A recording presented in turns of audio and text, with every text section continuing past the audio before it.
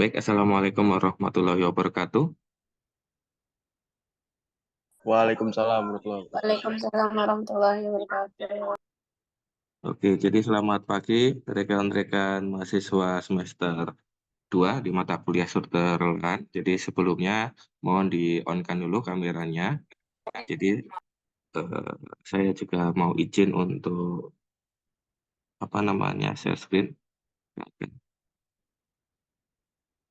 Apakah pemaparan saya kelihatan dengan jelas?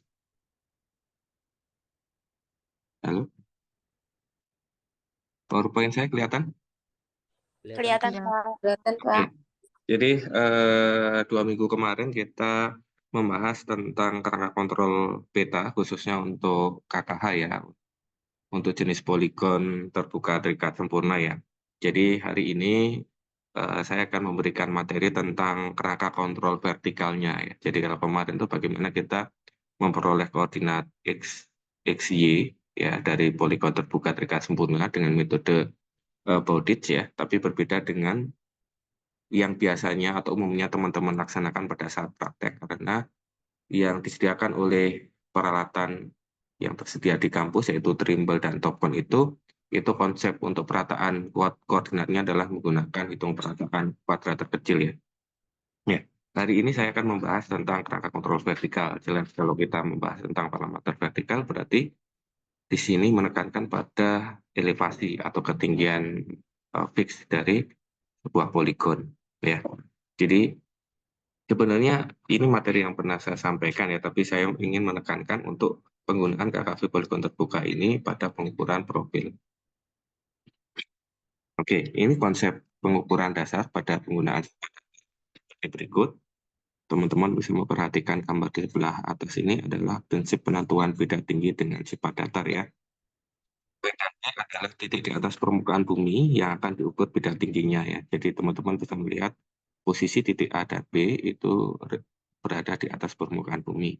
Kemudian A kecil dan B kecil adalah bacaan rambu atau tinggi garis mendatar atau garis di titik A dan B. Ya, jadi ini kalau misalnya teman-teman meletakkan waterpass berada di antara titik A dan B, maka ketika waterpass diarahkan ke rambu eh, belakang atau A kecil, kemudian di lampu muka B kecil, itu teman-teman bisa membaca benang tengahnya. Jadi benang tengahnya itu digunakan sebagai dasar untuk melakukan pengukuran beda tinggi. Kemudian ada HA dan HB adalah ketinggian titik A dan B di atas bidang referensi, di mana untuk mencari bidang tinggi atau data HB itu diperoleh dari pengurangan dari bacaan tengah rambu belakang dikurangi bacaan tengah rambu muka. Ingat teman-teman jangan sampai kebalik ya, mana rambu belakang, mana rambu muka ya. Jadi rambu belakang itu adalah rambu yang sudah dilalui, rambu muka itu adalah rambu yang akan kita lalui. Ya, jadi ini yang teman-teman sering em, kelewatan atau kebalik ya, mana rambu belakang, mana rambu muka. Nah, ini akan mempengaruhi notasi hasil perhitungan beda tinggi yang bisa positif atau negatif.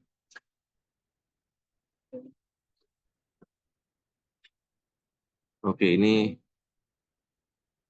untuk pengukuran beda tinggi. Apabila alat didirikan di antara dua buah rambu, maka antara dua buah rambu dinamakan selah yang terdiri dari bidikan ke rambu muka dan rambu belakang. Selain garis atau benang tengah, pada umumnya teropong dilengkapi dengan benang stadia, yaitu benang atas dan benang bawah ya. Jadi pada pengukuran optis, pembacaan benang atas dan benang bawah ini juga digunakan sebagai kontrol pembacaan benang tengah ya, di mana seharusnya benang tengah itu adalah setengah dari jumlah BA plus BB. Jadi konsep pengukuran adalah kita harus melakukan pembacaan lebih dari satu kali ya. Jadi fungsinya untuk memastikan bahwa data kita terhindar dari kesalahan atau setidaknya kesalahan yang dihasilkan adalah minim ya. Sehingga setiap bacaan BD itu harus dikontrol dengan BA dan BB-nya, di mana BD itu bisa diperoleh dari setengah kali BA min BB. Ya. Nah, ini untuk penjelasan bagaimana kita membaca BA, BB, dan BD, ini saya tidak perlu menyampaikan lagi ya, karena pernah saya sampaikan di pertemuan semester yang lalu ya. Oke, Dalam pengukuran sifat datar berantai, jika jarak antar titik kontrol pemetaan relatif jauh, pengukuran beda tinggi dengan sifat datar dapat dilakukan dengan lebih dari satu kali berdiri alat. Seperti pengukuran sudut dan jarak, pengukuran beda tinggi juga tidak dilakukan dengan sekali jalan ya, tetapi juga dibuat pengukuran pergi dan pulang, terserah dimulai dan diakhiri pada titik tetap atau dalam satu seksi. Gabungan beberapa seksi itu dinamakan dengan trayek.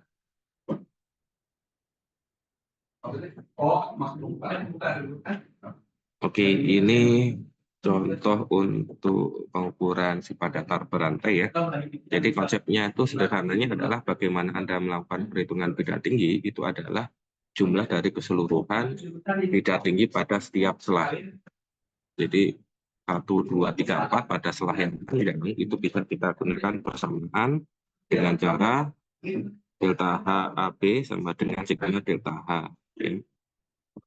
Jadi kita bisa menghitung dengan persamaan total keseluruhan bacaan tengah rambu belakang dikurangi dengan jumlah keseluruhan bacaan tengah rambu muka. Ini kalau untuk kasus pada suatu pengukuran beda tinggi A ke B itu terdiri dari lebih dari satu selah, yaitu 1, 2, 3, dan 4 ya. Misalnya ada 4 selah, berarti untuk menjumlahkan seluruh beda tingginya berarti kita jumlahkan seluruh bacaan rambu belakangnya, kemudian dikurangi keseluruhan dari bacaan rambu mukanya. Kemudian apabila pengukuran beda tinggi pada satu selah diukur pergi pulang, atau 2 kali akan didapat beda tinggi pergi ya, delta HPG dan beda tinggi pulang atau delta HPL yang besarnya tidak sama. Beda tinggi adalah rata-rata dari delta HPG dan delta HPL atau secara matematis bisa kita peroleh dengan kesamaan delta H rata-rata atau delta HR itu diperoleh dari, ini harusnya kurung ya, delta HPG plus delta HPL ya, setelah dijumlahkan kemudian dibagi 2, baru kita akan mendapatkan delta H rata-rata. Dalam pengukuran kerangka kontrol vertikal poligon terbuka, pekerjaan pengukuran kerangka kontrol vertikal dilaksanakan dengan mengukur beda tinggi antara titik-titik kerangka dasar pemetaan atau poligon secara teliti. Tujuan pengukuran ini adalah untuk mengetahui nilai ketinggian dari tiap-tiap titik poligon pada suatu referensi tertentu. Pengukuran KKV menggunakan alat ukur sifat datar atau waterpass dengan metode leveling atau beda tinggi. Nah, ini adalah bagaimana kita melakukan pengukuran kerangka kontrol vertikal poligon terbuka. Konsepnya sama, dasarnya adalah persamaan dasar dalam melakukan pengukuran beda tinggi. Kalau lebih dari selah, seperti yang tadi saya sampaikan, untuk menghitung beda tinggi keseluruhan berarti jumlah keseluruhan rambu belakang dikurangi jumlah keseluruhan rambu, maka kita akan memperoleh beda tinggi totalnya. Oke, ini penting yang harus teman-teman perhatikan dalam melakukan pengukuran kerangka kontrol vertikal poligon terbuka untuk penggunaan atau perhitungan beda tinggi rata-rata, delta H rata-rata yang tadi saya sampaikan diperoleh dari delta H pergi ditambah delta H pulang yang kemudian dijumlahkan hasilnya dibagi 2. Notnya di sini adalah notasi yang digunakan dalam perhitungan rata adalah pengukuran pergi ya. Jadi kalau delta H perginya ini adalah positif, maka delta H pulang yang dia nilainya itu hasilnya negatif, kita positifkan. Begitu juga ketika delta H pergi ini adalah nilainya negatif, maka delta H pulang yang hasil pengukuran di lapangan itu adalah positif, itu dinegatifkan. Jadi intinya adalah kita intinya adalah menyamakan notasi ya, ketika kalau perginya negatif berarti hasilnya harus negatif, kalau perginya positif dia harus hasilnya adalah positif. Kemudian kita tentukan kesalahan penutup tinggi. Beda kalau poligon tertutup ya, delta H keseluruhan ditambah false height-nya atau keva-nya itu adalah 0. Tapi kalau poligon terbuka maka delta H plus false height adalah selisih dari tinggi akhir kurangi tinggi awal, sehingga di sini delta H plus FH itu sama dengan HB min A ya. Sehingga kita bisa menemukan false height atau kesalahan tingginya sebagai persamaan HB min HA yang hasilnya kemudian dikurangi dengan delta H. Nah, kemudian posisi atau kesalahan tinggi dikoreksikan kepada masing-masing sisi poligon dengan persamaan DHI sama dengan DI per sigmatik kali FH. DHI adalah FH yang dikoreksikan pada jarak I dibagi dengan total keseluruhan jarak dikali dengan kesalahan tinggi. Ya, kemudian Anda hitung di seluruh sisi poligon, dan kalau sudah dihitung, Anda baru bisa menghitung elevasi titik poligon. Dimulai dari H1, kemudian kalau H2 itu diperoleh dari tinggi sebelumnya atau H1 ditambah jika tinggi rata satu kedua tambah dengan DH satu kedua. Itu juga H3, berarti H3 sebelumnya atau H2 ditambah DH 2 ketiga ditambah DH 23. Anda hitung sampai poligon terakhir. Nah, ini yang harus teman-teman perhatikan terkait pengukuran beda tinggi dalam satu sesi itu dilakukan pergi pulang dalam suatu hari.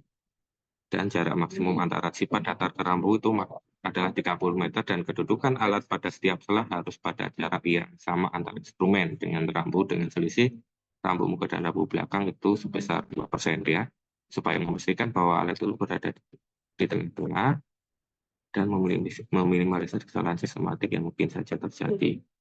Kemudian tinggi garis bidik adalah 0,3 meter, dan yang terakhir kesalahan penutup maksimum ukuran pergi pulang untuk poligon utama sebesar 10 mm kali akar D, di mana D ini adalah dalam kilometer ya. Jadi kalau kita keseluruhan poligon adalah 100 meter, berarti 10 mm kali akar 0,1. Oke, demikian yang dapat saya sampaikan ya, karena 9 saya ada agenda audit internal ya. Jadi untuk tanya jawabnya, mungkin teman-teman kalau masih mengalami kebingungan terhadap materi ini, silahkan boleh ditanyakan via Jabri ya. Oke, mungkin itu saja yang dapat sampaikan. Izin untuk Melan, Farzan, dan Bapak Yuda, minta tolong absenkan rekan-rekan mahasiswa yang nggak hadir hari ini untuk di Jabri ke saya ya. Bisa ya, teman-teman? Oke, mungkin itu aja teman-teman yang dapat saya sampaikan. Mohon maaf kita hanya bisa melaksanakan perkuliahan kurang lebih 25-30 menit saja ya, tapi setidaknya semoga ini memberikan bekal teman-teman untuk mengerjakan proyek khususnya yang teman-teman yang saat ini sedang mulai menyusun pekerjaan di rangka kontrol vertikal dan juga profil. Oke, saya kira cukup. Saya akhiri. Wassalamualaikum warahmatullahi wabarakatuh. Selamat pagi.